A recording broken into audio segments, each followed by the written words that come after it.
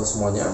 Kami dari kelompok 10. Pada hari ini dalam mata kuliah perancangan undang-undang, kami akan melakukan sebuah presentasi dengan topik problematika penyusunan Undang-Undang Nomor 11 Tahun 2020 tentang Cipta Kerja. Nah, Undang-Undang Cipta Kerja atau lebih dikenal dengan Omnibus Law yang telah disahkan pada 5 Oktober 2020 lalu diyakini telah melanggar banyak ketentuan dalam penyusunan dan perancangannya. Nah, sehingga pada hari ini kelompok kami akan mempresentasikan hasil dari riset yang telah kami lakukan. Pertama-tama saya ingin memaparkan beberapa teori untuk mengawali presentasi ini. Seperti yang kita ketahui, Indonesia merupakan negara hukum. Dan untuk menerapkan hukum tersebut diperlukan yang namanya sebuah kaidah atau aturan-aturan tertulis yang biasa kita sebut sebagai undang-undang. Dalam membentuk sebuah undang-undang, pemerintah khususnya DPR yang bertugas dalam perumusan undang-undang tersebut harus menjalankannya sesuai dengan Undang-Undang Nomor 12 Tahun 2011 tentang pembentukan peraturan perundang-undangan. Tentu saja dalam merumuskan undang-undang kita membutuhkan kaidah penilai yang menetapkan aturan tersebut agar dapat berjalan secara berkesinambungan. Hal ini diatur dalam pasal 5 Undang-Undang Nomor 12 Tahun 2011 yang menjelaskan mengenai asas-asas pembentukan peraturan perundang-undangan. Asas dalam hal ini berperan sebagai penyaring dalam pembentukan suatu undang-undang.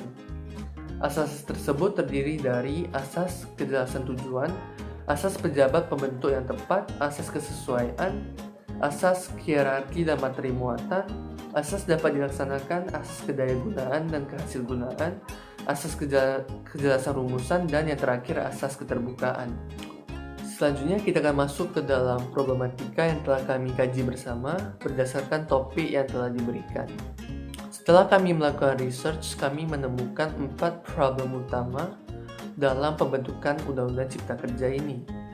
Yang pertama, substansi RUU yang telah ditetapkan di sidang paripurna mengalami perubahan lagi. Hal ini melanggar pasal 124 Undang-Undang Nomor 11 Tahun 2011 tentang pembentukan peraturan perundang-undangan. Yang kedua, ditemukannya kesalahan pengetikan yang mengaitkan pasal antar pasal.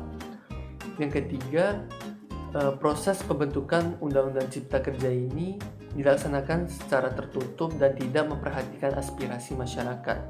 Hal ini melanggar asas keterbukaan yang terdapat dalam Undang-Undang Nomor 11 Tahun 2011 tentang pembentukan peraturan perundang-undangan. Yang terakhir, RUU ini tidak memperhatikan efektivitas penerapannya di dalam masyarakat.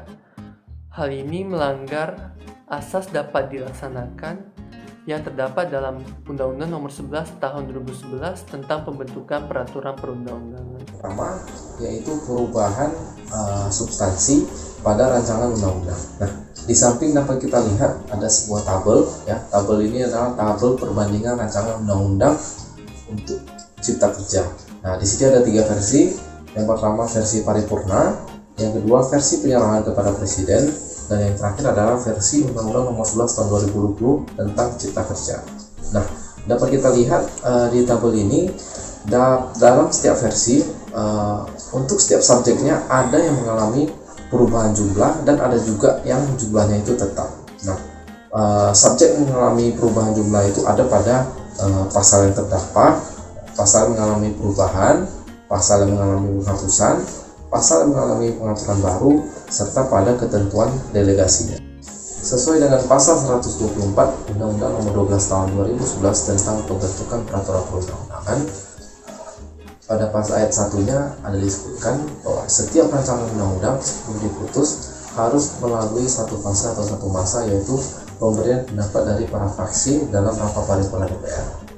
Di ayat kedua juga disebutkan hasil dari rapat paripurna DPR itu ada 3 macam, yaitu yang pertama disetujui tanpa adanya perubahan, yang kedua disetujui dengan adanya perubahan, atau yang ketiga itu ditolak.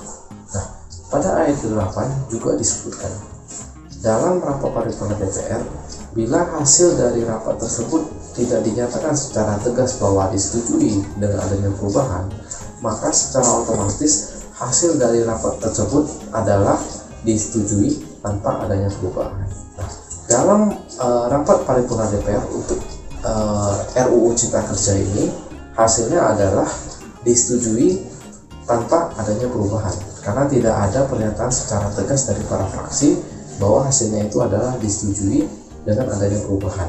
Namun dari tabel yang sebelumnya ditampilkan itu kita bisa lihat ada perbedaan dari versi paripurna dan versi penyampaian kepada Presiden. Hal ini seharusnya tidak boleh terjadi, sehingga hal ini membuktikan bahwa dalam perumusan dan perancangannya Undang-Undang Nomor 11 Tahun 2020 tentang Cipta Kerja ini melanggar ketentuan, yaitu perubahan substansi dalam rancangan undang-undang. Kesalahan pengetikan dalam sebuah peraturan perundang-undangan merupakan suatu kesalahan yang sangat wajar untuk terjadi. Namun berbeda halnya dalam Undang-Undang Cipta Kerja. Dalam Undang-Undang Cipta Kerja, kesalahan pengetikan yang terjadi itu tidak hanya sebatas pada kesalahan huruf, kelebihan huruf, atau kekurangan huruf dalam sebuah kata. Melainkan yang terjadi adalah kesalahan pengetikan yang dapat membawakan kebingungan bagi masyarakat yang membaca undang-undang tersebut. Seperti yang dapat kita lihat pada pasal 6 Undang-Undang Cipta Kerja. Pasal 6 dalam Undang-Undang Cipta Kerja menyebutkan dan merujuk pada pasal 5 ayat 1 pada Undang-Undang Cipta Kerja. Padahal dapat kita lihat bahwa di pasal 5 tidak terdapat ayat 1. Dan kemudian hal ini yang membawakan kebingungan bagi yang membaca, apakah benar rujukan tersebut ditujukan pada pasal 5. Kemudian kita perhatikan pada pasal 175 angka 6 mengubah pasal 53 Undang-Undang Administrasi Pemerintahan nomor 30 tahun 2014. Pasal tersebut terdiri atas 5 ayat syarat sah keputusan pemerintahan. Akan tetapi, jika kita perhatikan pada ayat 5-nya, lagi-lagi terdapat kekeliruan pada pengetikan rujukan. Nah, bentuk penetapan yang dianggap dikabulkan itu harusnya merujuk pada ayat 4 dan bukannya ayat 3. Sebenarnya kesalahan-kesalahan yang terjadi itu dapat mencerminkan betapa tergesa-gesanya pembentukan Undang-Undang Cipta Kerja ini, sehingga mengabaikan asas kecermatan dari pembentukan peraturan perundang-undangan. Berikut untuk problematika ketiga dan rancangan Undang-Undang Cipta Kerja yang tidak bersifat terbuka. Terdapat 4 poin yang mendukung problematika ini. Yang pertama, adanya pembahasan rancangan undang-undang pada masa reses dan dilakukan di luar jam kerja. Kemudian pada poin kedua, tidak ada laman resmi pemerintahan dan DPR yang menyebarluaskan draft rancangan undang-undang ataupun naskah akademiknya. Kemudian pada poin ketiga, tidak adanya mekanisme pengambilan keputusan berdasarkan suara terbanyak di sidang paripurna. Kemudian pada poin keempat, RDPU hanya dilakukan dengan Kadin dan tidak menyertakan serikat pekerja. Perumusan dan perancangan undang-undang seharusnya dilakukan secara terbuka agar substansi dari undang-undang ini dapat melalui tingkat pengkajian yang baik dari tingkat yang lebih rendah hingga ke tingkat yang lebih tinggi. Oleh sebab itu, pemerintah gagal dalam melaksanakan hal tersebut. Pembentukan tidak sesuai dengan beberapa pasal pada Undang-Undang Nomor 12 Tahun 2011 tentang pembentukan peraturan. Ketidaksesuaian ini terjadi pada pasal 5 huruf G, yang dimana membentuk peraturan perundang-undangan seharusnya dilakukan berdasarkan pada asas pembentukan peraturan perundang-undangan yang baik, yaitu pada asas keterbukaan. Ketidaksesuaian ini juga terjadi pada pasal 18 huruf H, yaitu dalam penyusunan prolegnas. Penyusunan daftar rancangan undang-undang ini seharusnya dilakukan didasarkan pada aspirasi dan kebutuhan masyarakat. Efek ketidaksesuaian dalam kedua pasal tersebut sangat berpengaruh dalam perancangan hingga pembahasan undang-undang ini pada tahun 2020 lalu, di mana seluruh proses yang seharusnya dilakukan secara terbuka demi menyempurnakan kebutuhan masyarakat. Tidak hanya dua pasal sebelumnya yang dilanggar. Proses perumusan dan perancangan Undang-Undang Cipta Kerja ini juga terbukti melanggar pasal 170 ayat 1 dan pasal 96 pada Undang-Undang Nomor 12 Tahun 2011 tentang pembentukan peraturan perundang-undangan. Sesuai dengan pasal 170 ayat 1, penyebarluasan dilakukan oleh DPR dan pemerintah harus dilakukan sejak penyusunan prolegnas hingga akhirnya pada rancangan undang-undang diundangkan. Namun nyatanya, masyarakat hanya dapat berandai-andai mengenai isi dari naskah undang-undang Cipta Kerja ini karena tidak adanya dilakukan penyebarluasan oleh instansi pemerintah.